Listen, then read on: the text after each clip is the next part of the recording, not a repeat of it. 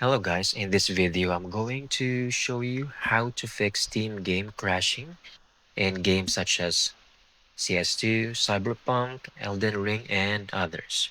Let's begin.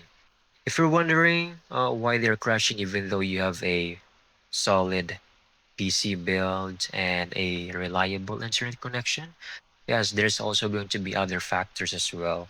But right now I'm going to tell you a one quick easy fix to rule out a lot of those culprits you have in mind.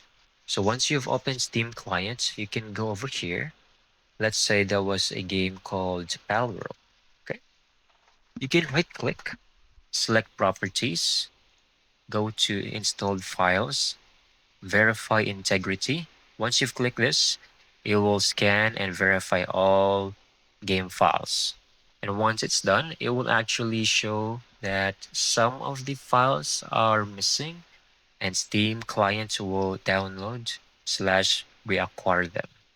And you will see the progress in here on how much download, uh, the progress bar of the download will show up here and how much or how long it will take.